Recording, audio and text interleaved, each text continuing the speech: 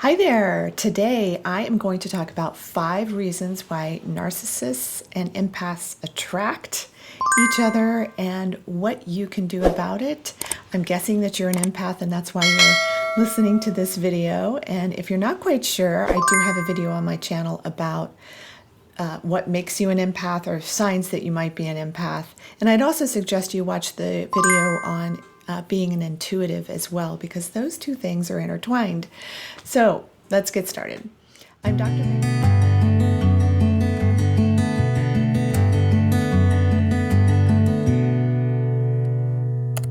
Let's get started.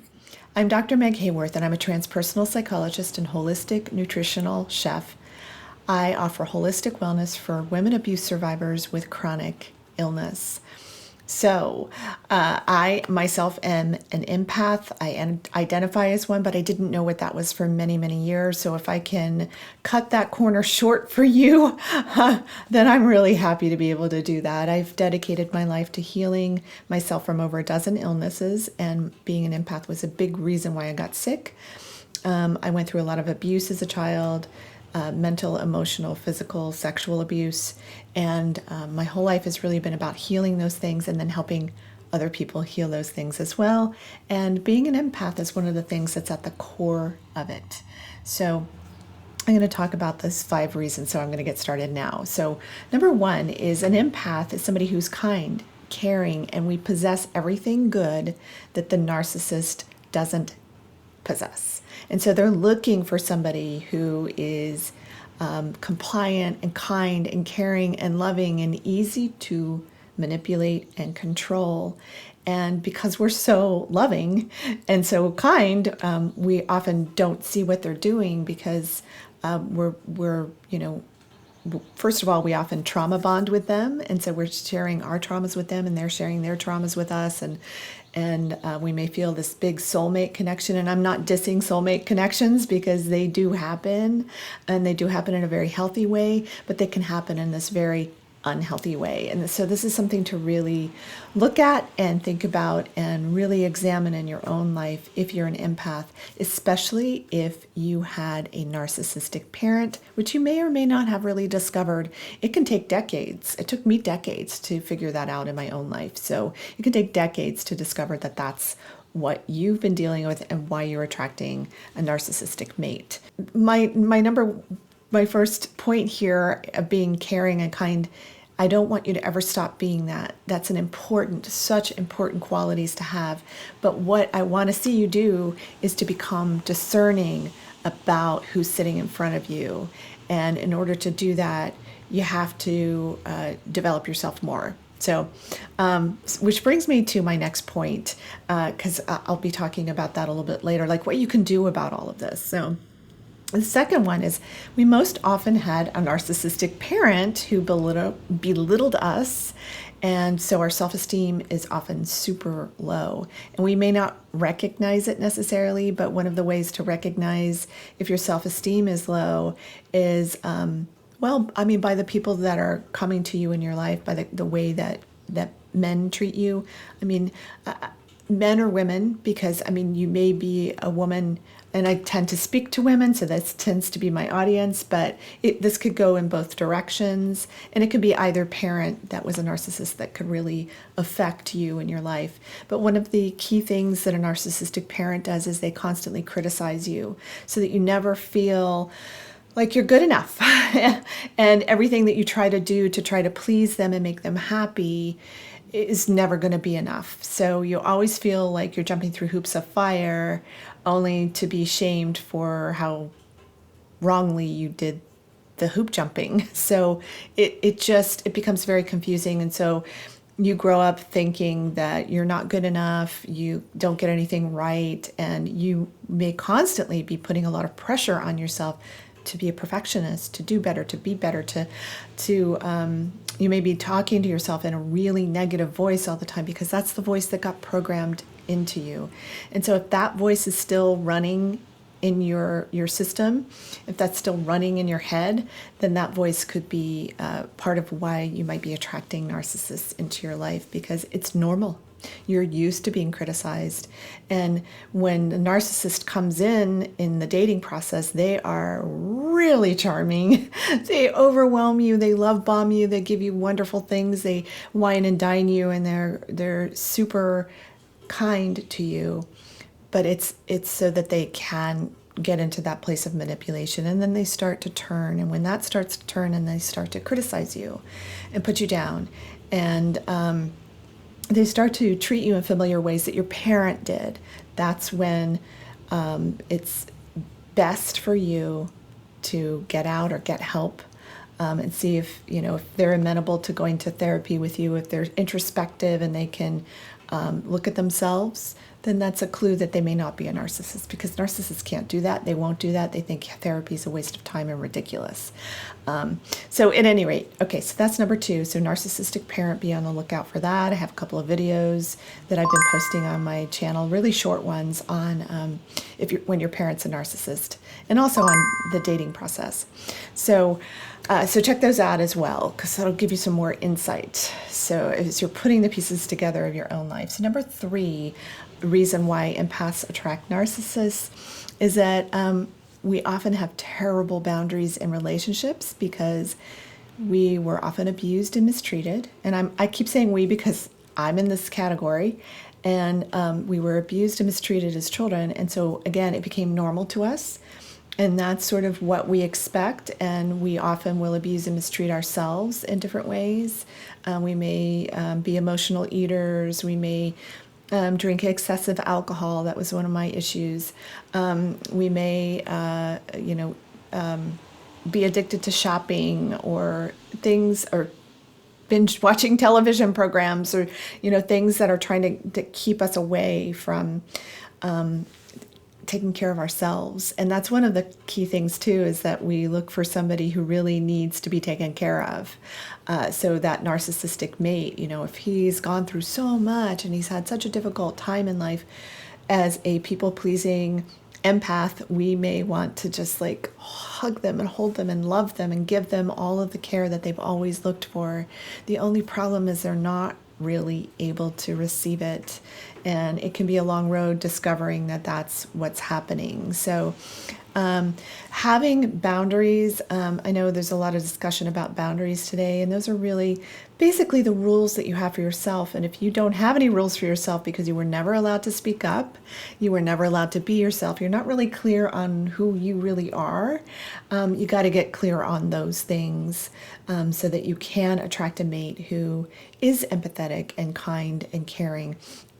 It doesn't mean you won't. There are many, many different scenarios. But if this sounds like you, just keep listening, because, or sounds like somebody that you know that you may be able to help, please keep listening, because I have a few more points to go. Okay, so learning to stand up for yourself is going to be an important piece with the boundary issue. So number 4 is we don't really know ourselves, which is what I started to talk about, because we had to cater to a narcissistic parent. If you have to do everything for them, then that means that you have to really compromise yourself, because you're not really allowed to be yourself unless yourself is reflective of exactly what they want you to be. And even when you are what they want you to be, it's still not good enough. It's still not going to be right.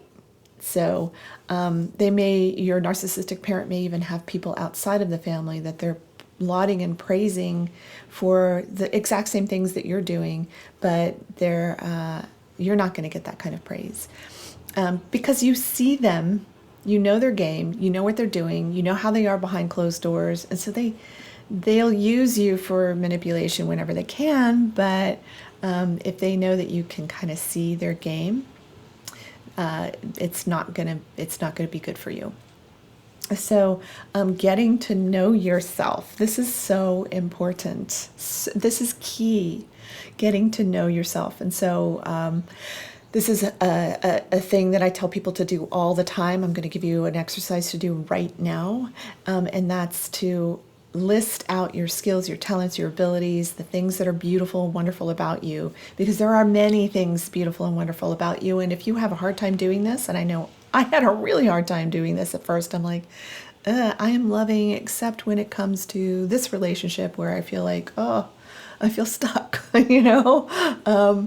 So, because you're going to have a lot of things to work through if you had a narcissistic parent and if you attract narcissistic mates. If you're an empath, it's a lot of stuff to work through. But the good news is all of those sensitivities, you can turn them into your greatest strength, your greatest gift, your greatest joy.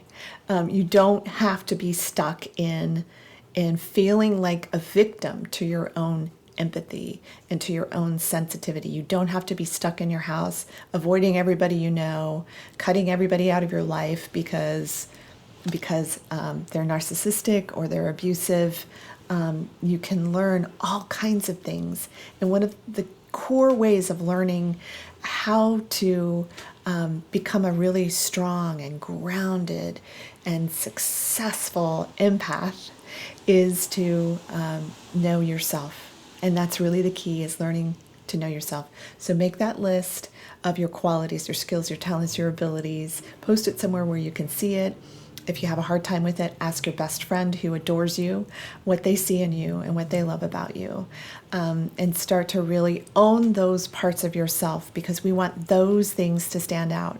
As an empath, you can just as easily focus on all the negative energies that are coming in as you can on all the positive energies that are also always there. Because my guess is that you're also deeply spiritual. You're on the path of opening and awakening, or maybe you've been on the path for a long time. And so it's that spiritual path, that path of knowing yourself, is the most powerful path that you will walk. If you don't really subscribe to any religion, that's totally fine too. As an empath, you'll know that there's so much more. You'll feel it because you'll be intuitive, and you'll be sensitive, and you'll feel that there's so much more to what's sitting in front of us and to this 5 sensory world that we live in. So. All right, number 5. We haven't done our own recovery and healing. Or if we have started our own recovery and healing, we haven't found the right modality that would truly bring us in the healing, the true and lasting healing that we need as empaths to really learn who we are, to learn how to disengage. That's a huge one for empaths when it comes to narcissistic relationships.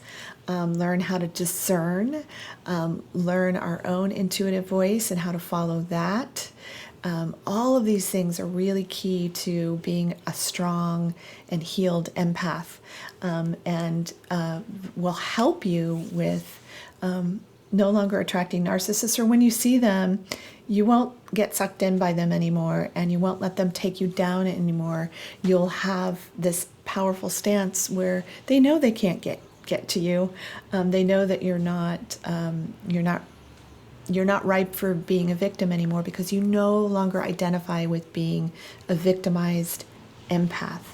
And that's going from a victimized empath to a healed empath, to a strong and grounded and victorious empath.